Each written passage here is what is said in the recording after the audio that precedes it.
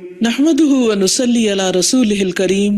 اما بعد فاعوذ بالله من الشيطان الرجيم بسم الله الرحمن الرحيم رب اشرح لي صدري ويسر لي امري واحلل عقدة من لساني يفقهوا قولي۔ ناظرین، پروگرام دعا کیجئے کے ساتھ ہم آپ کی خدمت میں حاضر ہیں۔ انشاءاللہ العزیز اس پروگرام میں ہم مختلف مواقع اور مختلف لوگوں کے لیے کی جانے والی دعاؤں کے بارے میں بات کریں گے۔ آج کے اس ابتدائی پروگرام میں ہم دعا کے آداب اور قبولیت کے مواقع وغیرہ کے موضوع پر بات کریں گے۔ دعا کیا ہے؟ دعا بندے کی اپنے رب سے التجا ہے، فریاد ہے، اس بات کا اظہار ہے کہ اے رب، میں محتاج ہوں، میں فقیر ہوں، اور تو داتا ہے، تو دینے والا ہے، سارے خزانوں کی کنجیاں تیرے ہاتھ میں ہے، تیرا دروازہ دن رات کھلا رہتا ہے، تو سب کی سنتا ہے، ہر وقت سنتا ہے، تو دل ہی دل میں پکارے جانے والی دعائیں بھی سنتا ہے اور زور سے بولی جانے والی بھی۔ دعا انسان کی تمناؤں کے لب پر آنے کا نام ہے، جیسے علامہ اقبال نے بہت خوبصورتی سے کہا تھا کہ لب پہ آتی ہے دعا بن کے تمنا میری، کہ میری تمنائیں، میری آرزوئیں،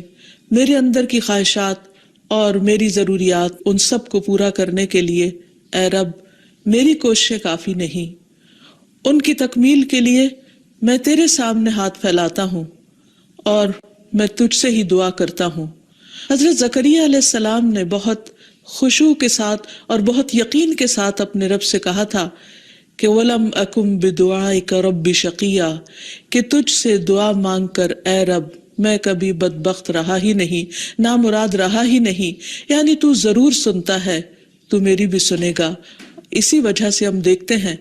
کہ وہ ایک طویل عرصے تک اولاد کی محرومی کے باوجود کبھی مایوس نہیں ہوئے، اپنے رب کو پکارتے رہے، مانگتے رہے، حتیٰ کہ ان کی دعا سن لی گئی۔ کیونکہ دعا کی قبولیت میں یہ بات ہمیشہ یاد رہے کہ اللہ سبحانہ وتعالی اپنی خاص حکمت کے تحت یہ جانتا ہے کہ کس بندے کو کب کیا چیز عطا کی جانی چاہیے۔ تو آئیے ابتدا میں ہم دیکھتے ہیں کہ دعا مانگتے کیسے ہیں، دعا کا ادب کیا ہے، سلیقہ کیا ہے، کیونکہ یہ ایک انتہائی کمزور اور عاجز انسان کے الفاظ اس کے عظیم رب کی بارگاہ میں اٹھتے ہیں، تو پھر یہ کیسے ہونے چاہیے تاکہ دعائیں قبول ہو جائیں۔ تو اس سلسلے میں سب سے پہلی بات تو یہ ہے کہ انسان کو دعا مانگتے وقت پوری توجہ اور پورے خشوع اور خضوع کا مظاہرہ کرنا چاہیے، کیونکہ اللہ سبحانہ تعالیٰ غافل دل کی دعا نہیں سنتا۔ دعا مانگنے کے ادب میں سب سے پہلا ادب، سلیقہ اور کرینہ یہ ہے کہ انسان پورے اخلاص کے ساتھ، پوری توجہ کے ساتھ، شوق اور محبت کے ساتھ اپنے رب سے مانگے، پورے یقین کے ساتھ کہ اس کا رب اس کی دعا ضرور سنے گا۔ قرآن مجید میں اللہ تعالیٰ فرماتے ہیں وَادْعُوهُ مُخْلِصِينَ لَهُ الدِّينَ، اس سے دعا کرو دین کو اسی کے لیے خالص کرتے ہوئے، یعنی صرف اللہ سے مانگو، کسی اور سے نہیں، کیونکہ سب کو دینے والا دراصل وہی ہے۔ انبیاء ہوں یا اولیاء کرام ہوں یا بزرگان دین ہوں، سب کے سب اسی کے آگے سجدہ ریز ہوتے ہیں اور اسی کو پکارتے ہیں۔ نبی صلی اللہ علیہ وسلم صبح سے شام تک ہر موقع پر اپنے رب کو پکارا کرتے تھے، اور وہ تمام دعائیں احادیث کی کتابوں میں ہمیں صحیح سند کے ساتھ ملتی ہیں کہ کس طرح آپ صلی اللہ علیہ وسلم صبح بستر سے اٹھتے وقت اپنے رب کو پکارتے، پھر نماز میں کون کون سی دعائیں مانگتے، پھر اسی طرح کھانا کھانے سے پہلے، کھانا کھانے کے بعد، یہاں تک کہ اگر چھینک آئے تو اس وقت کیا پڑھا جائے، اور اسی طرح رات کو سوتے وقت، اور بے شمار مواقع کی دعائیں، اور اس کے علاوہ بھی نبی صلی اللہ علیہ وسلم کی دعائیں بہت ہی خوبصورت انداز میں مختلف کتابوں میں ہمیں ملتی ہیں، جس سے ہمیں دعا مانگنے کا سلیقہ اور ادب پتہ چلتا ہے، کیونکہ نبی صلی اللہ علیہ وسلم اللہ کے محبوب تھے، اور کس طرح اللہ کے محبوب نے اپنی عاجزی اور انکساری کا اظہار اپنے رب کے حضور کیا ہے، وہ ہمارے لیے ایک بہترین نمونہ ہے۔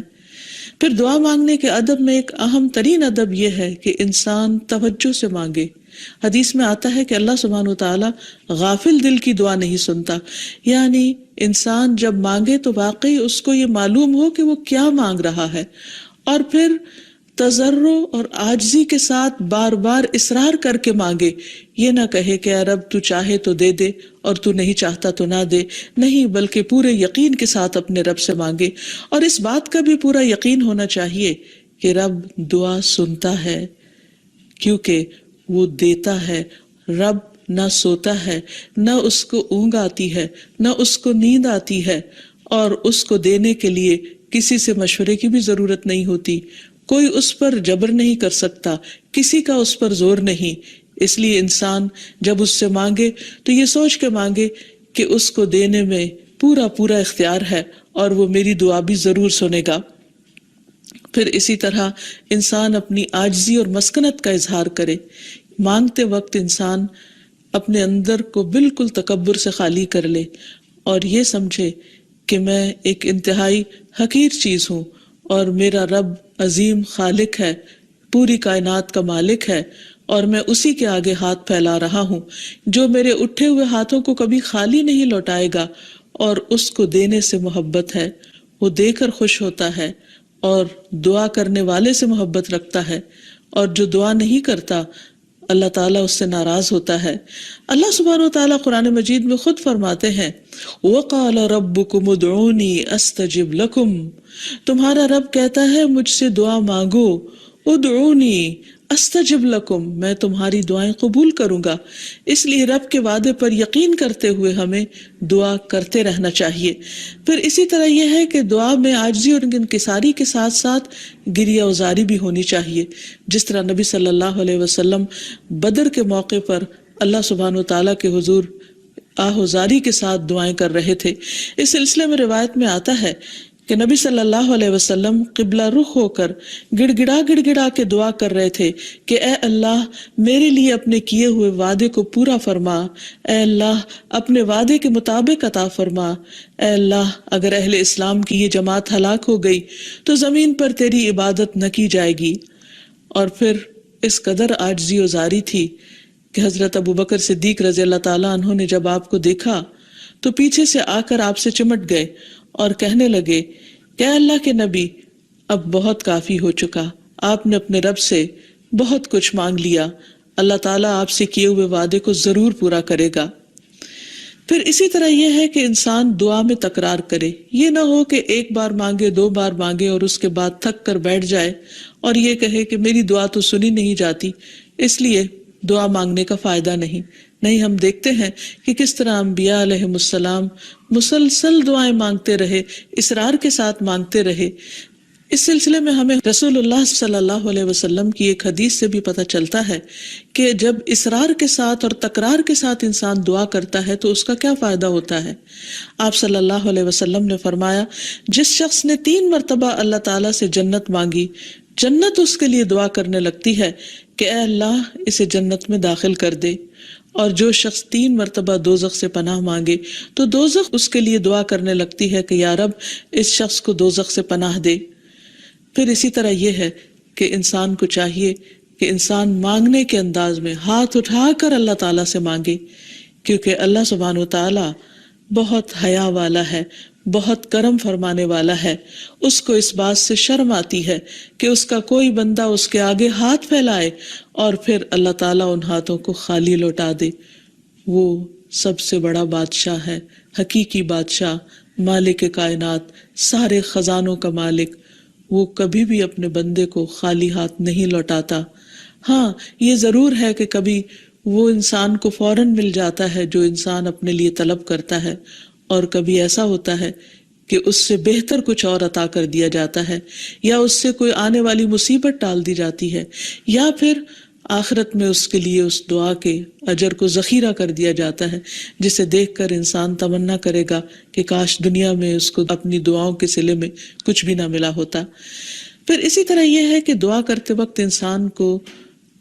حمد و ثنا کے ساتھ آغاز کرنا چاہیے، یعنی اللہ سبحانہ وتعالیٰ کی تعریف کرنی چاہیے، نبی صلی اللہ علیہ وسلم پر درود شریف پڑھنا چاہیے، اور اس کے بعد اپنی عرض رکھنی چاہیے۔ تو جس دعا کے آگے پیچھے درود شریف پڑھ لیا جائے وہ دعا بھی قبول ہوتی ہے۔ فضالہ بن عبید رضی اللہ عنہ سے روایت ہے کہ ایک مرتبہ رسول اکرم صلی اللہ علیہ وسلم تشریف فرما تھے۔ ایک شخص آیا اور اس نے نماز پڑھی، پھر کہنے لگا اے اللہ مجھے بخش دے اور مجھ پر رحم کر۔ تو رسول اللہ صلی اللہ علیہ وسلم نے فرمایا اے نمازی تو نے جلدی کی، جب نماز پڑھ چکو تو بیٹھے رہو، اللہ کی اس طرح حمد و ثنا بیان کرو جیسا کہ اس کا حق ہے، پھر مجھ پر درود بھیجو، پھر اس سے دعا کرو۔ یعنی یہ دعا مانگنے کا ادب اور سلیقہ ہے۔ پھر اسی طرح یہ ہے کہ انسان کی دعاؤں کی قبولیت میں بعض اوقات اس کے گناہ حائل ہوتے ہیں، اور جب انسان استغفار کرتا ہے، توبہ کرتا ہے تو دروازے کھل جاتے ہیں۔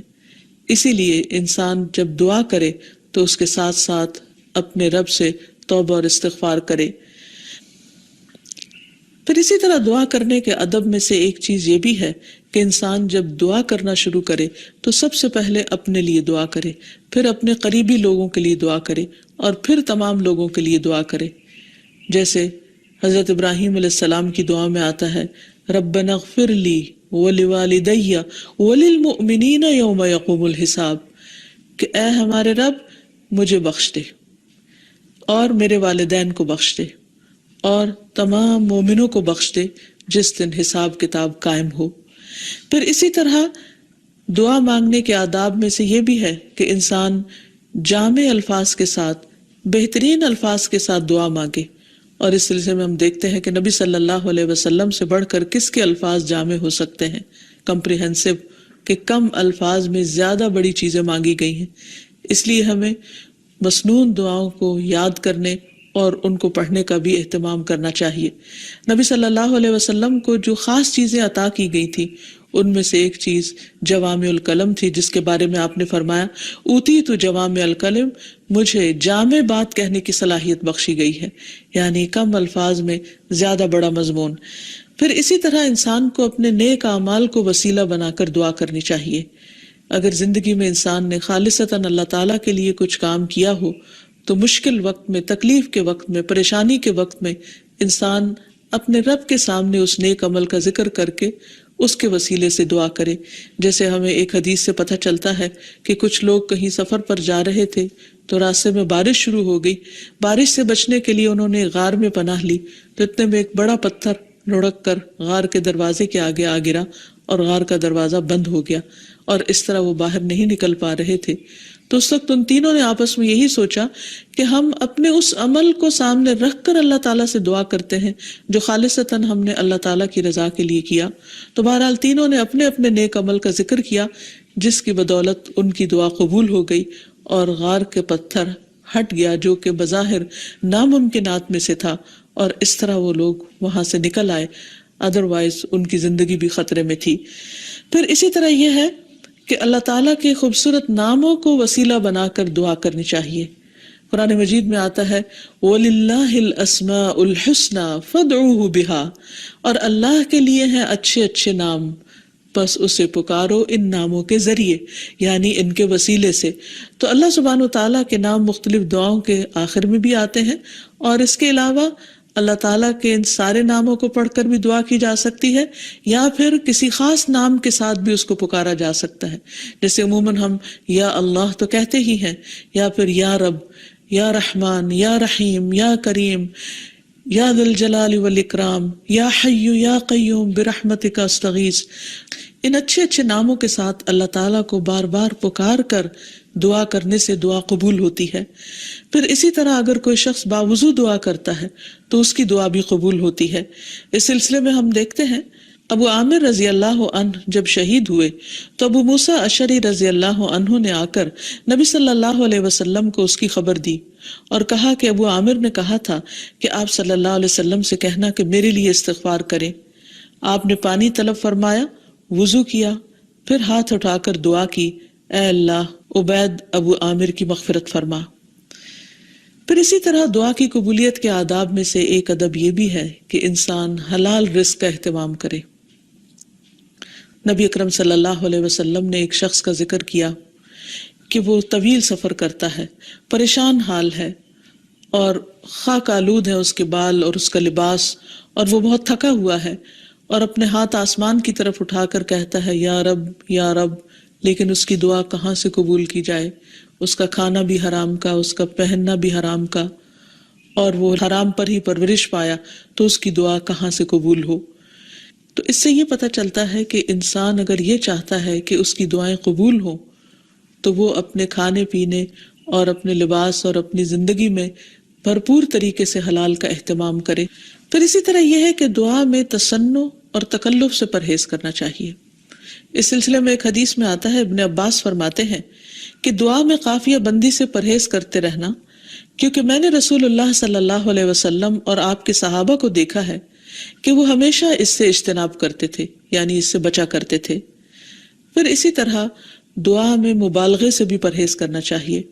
نبی صلی اللہ علیہ وسلم نے فرمایا عنقریب اس امت میں ایسے لوگ آئیں گے جو طہارت اور دعا میں مبالغہ کریں گے، یعنی حد سے زیادہ لمبی دعائیں کریں گے، کیونکہ دعا اس وقت تک انسان کو کرنی چاہیے جب تک اس کا خشوع و خضوع قائم رہے اور واقعی وہ اللہ سے دعا کر رہا ہو۔ لیکن صرف لمبی دعا اس لیے کہ شاید بہت زیادہ لمبی دعا کرنے سے زیادہ قبولیت ہوگی، تو اصل چیز کوالٹی ہے۔ بعض اوقات انسان صرف ایک جملہ بولتا ہے لیکن اتنے درد کے ساتھ، اتنے احساس کے ساتھ، اتنی شدت کے ساتھ کہ وہی کافی ہو جاتا ہے۔ جیسے یونس علیہ السلام نے مچھلی کے پیٹ میں پکارا تھا، لا الہ الا انت سبحانک انی کنت من الظالمین، کہ لا الہ الا انت، نہیں کوئی الہ مگر تو ہی، سبحانک تو پاک ہے، انی کنت من الظالمین، بے شک میں ظالموں میں سے ہوں، میں گناہ گاروں میں سے ہوں۔ تو ان کی دعا فوراً سن لی گئی، قبول کر لی گئی۔ پھر اسی طرح کچھ اوقات اور مقامات ایسے ہیں کہ جہاں انسان کی دعا قبول ہوتی ہے، مثلاً رات کے آخری حصے میں دعائیں بہت قبول ہوتی ہیں۔ حدیث میں آتا ہے رسول اللہ صلی اللہ علیہ وسلم نے فرمایا ہمارا رب تبارک و تعالی ہر رات کو اس وقت آسمان دنیا پر آتا ہے جب رات کا آخری تہائی حصہ رہ جاتا ہے، وہ کہتا ہے کوئی مجھ سے دعا کرنے والا ہے کہ میں اس کی دعا قبول کر لوں؟ کوئی مجھ سے مانگنے والا ہے کہ میں اسے عطا کر دوں؟ کوئی مجھ سے بخشش طلب کرنے والا ہے کہ میں اسے بخش دوں؟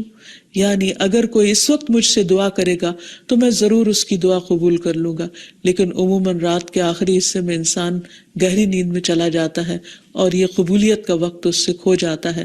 تو اس خصوصی طور پر اگر انسان کی زندگی میں کوئی پریشانی ہو یا کچھ چیزوں کے بارے میں وہ واقعی سنجیدہ ہو کہ وہ اسے ملنی چاہیے دنیا اور آخرت کی کامیابیوں میں سے، بھلائیوں اور خیر میں سے، تو اس کو چاہیے کہ اس وقت میں دعا کا اہتمام کرے۔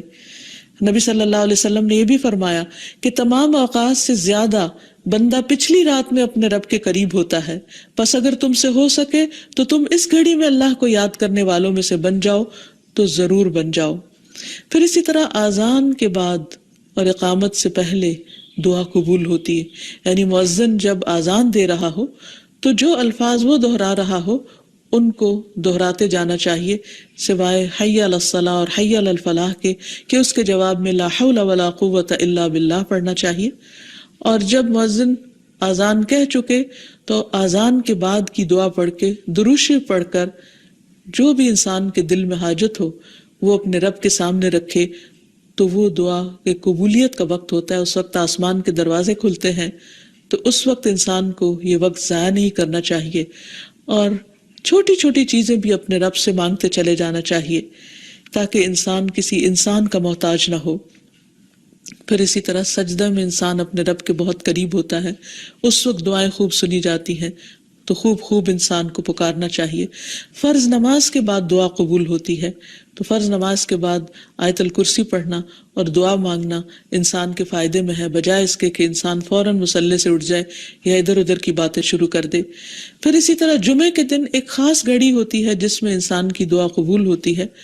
اور اس کے بارے میں ایک روایت میں آتا ہے کہ وہ جمعے کے دن کی آخری گھڑی ہوتی ہے۔ تو بہرحال جمعے کے دن خصوصی طور پر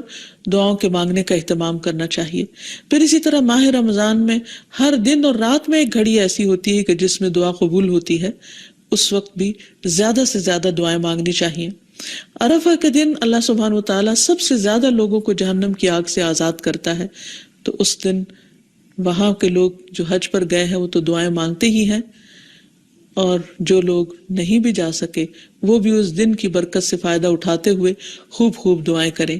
پھر اسی طرح بارش ہوتے وقت بھی دعا قبول ہوتی ہے، پھر زمزم پیتے وقت دعائیں قبول ہوتی ہیں، قرآن مجید کی تلاوت کے بعد دعا قبول ہوتی ہے۔ تو انسان کو ان مواقع سے خوب خوب فائدہ اٹھانا چاہیے۔ پھر اسی طرح مریض اور میت کے پاس جو دعائیں کی جاتی ہیں وہ بھی قبول ہوتی ہیں۔ اور آخر میں یہ کہ رسول اللہ صلی اللہ علیہ وسلم نے بعض ایسے کلمات بتائے ہیں کہ جن کے ساتھ اگر اللہ تعالیٰ کو پکارا جائے تو انسان کی دعا قبول ہوتی ہے، اور وہ ہیں اللهم إني أسألك يا الله الأحد الصمد الذي لم يلد ولم يولد ولم يكن له كفوا أحد أن تغفر لي ذنوبي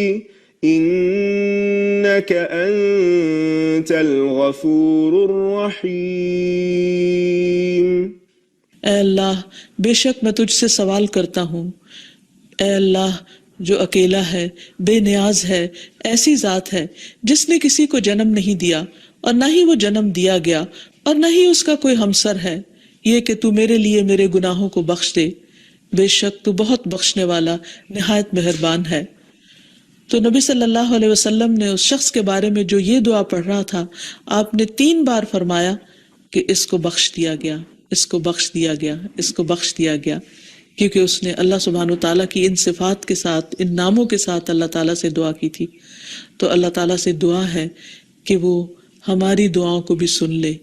اور ہمیں قبولیت کے اوقات سے بھرپور فائدہ اٹھانے کی توفیق دے اور ہمیں دعائیں مانگنے کے آداب سکھا دے۔ وآخر دعوانا ان الحمد للہ رب العالمین۔